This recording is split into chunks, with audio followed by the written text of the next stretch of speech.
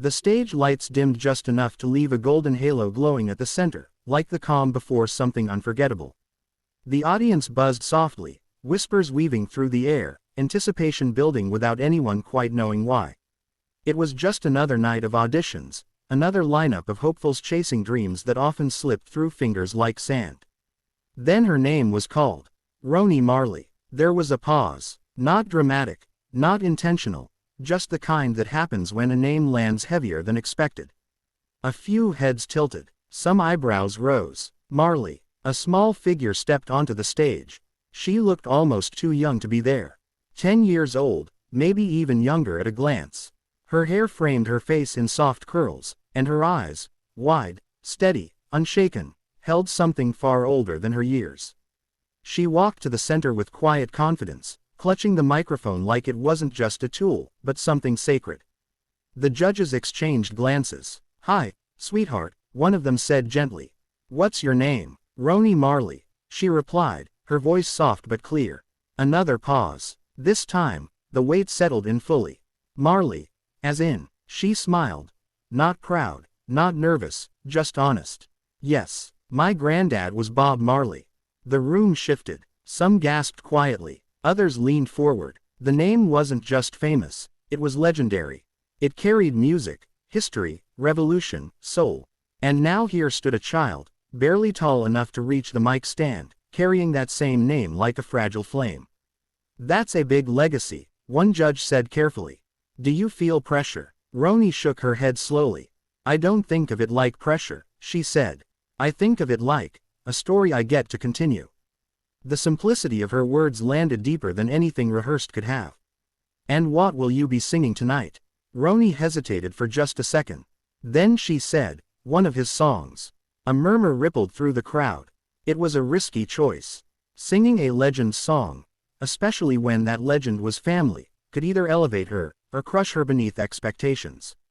The music began. Soft guitar strings. Familiar. Timeless. And then she sang. The first note didn't just fill the room, it transformed it. Her voice was warm, textured, impossibly rich for someone so young. It wasn't just technically good. It carried emotion, the kind that couldn't be taught, couldn't be mimicked.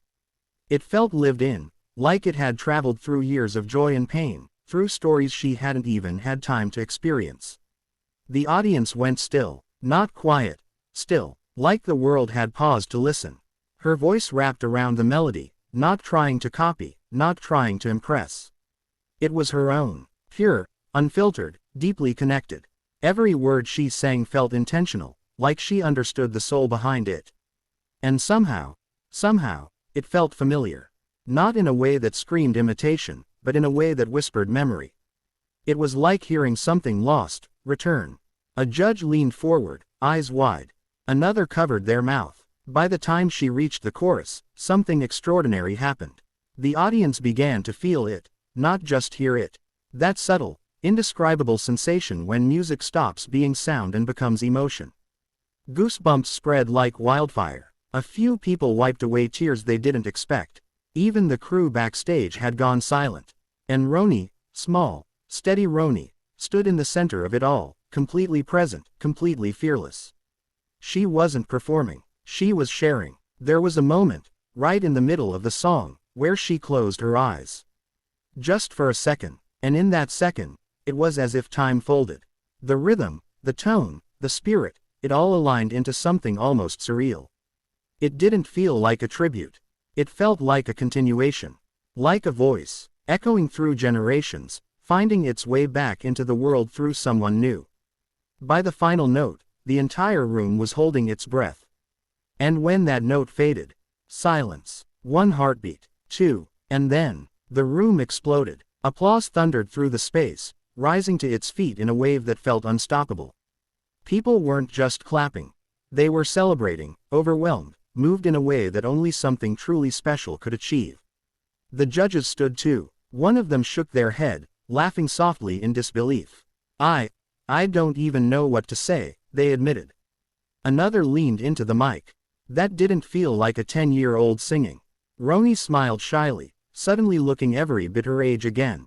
It felt like, the first judge continued, searching for the right words, like something we thought we'd lost came back for a moment. The crowd cheered again. "Where did you learn to sing like that?" another judge asked. Roni shrugged lightly. "My family sings a lot," she said.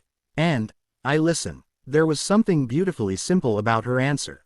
No grand explanation, no dramatic backstory, just listening. But anyone watching could tell. It was more than that. It was connection. "Do you understand what you just did?" one judge asked gently. Roni looked out at the crowd, at the people still standing, still clapping, some still wiping tears. "I think I made people feel something," she said. The judge smiled. "Yes," they said softly. "You did." Another leaned forward. "You didn't just sing your grandfather's song," they said. "You honored it, and at the same time, you made it yours." Roni nodded, her expression thoughtful. "I didn't want to copy him," she said. "He already did it perfectly." A ripple of laughter moved through the audience. "I just wanted to keep the feeling alive." And that was it. That was the moment everyone would remember.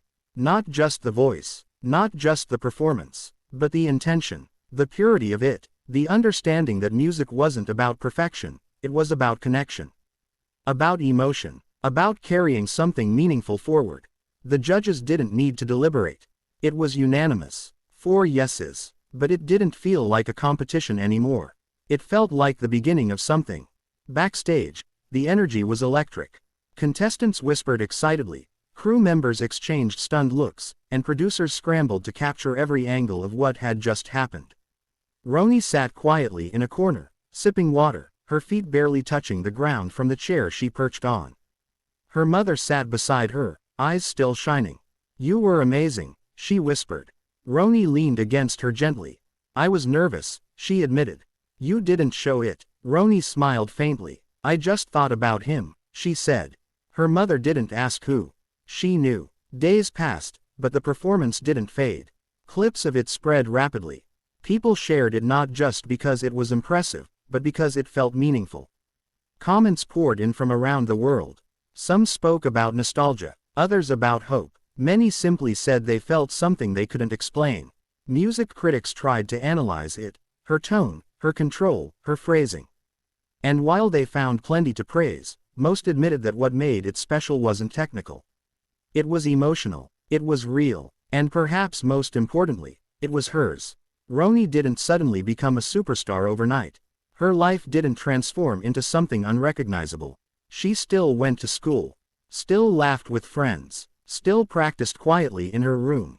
But something had shifted, not around her, within her. She understood now, more clearly than ever, that she had something to give. Not just talent, but something deeper. A voice that could reach people, connect them, remind them of something human and shared, and she didn't take it lightly. Weeks later, when she returned to the stage for the next round, the expectations were higher. The audience was larger. The stakes were bigger, but Roni walked out the same way she had before, calm, grounded, present. This time, she didn't sing one of her grandfather's songs. She sang her own. It wasn't flashy, it wasn't complicated, but it was honest. A simple melody, thoughtful lyrics, a story about finding your place in a world that often feels too big. And once again, the room went still, because this time, it wasn't about legacy. It was about identity. By the end of the song, something even more powerful had happened. People weren't just seeing her as Bob Marley's granddaughter anymore. They were seeing her as Roni, a young artist, a storyteller, a voice with its own path. And maybe, that was the most beautiful part of all. Because while her first performance reminded the world of where she came from, this one showed them where she was going. And it was clear to everyone watching. She wasn't just carrying a legacy. She was creating her own.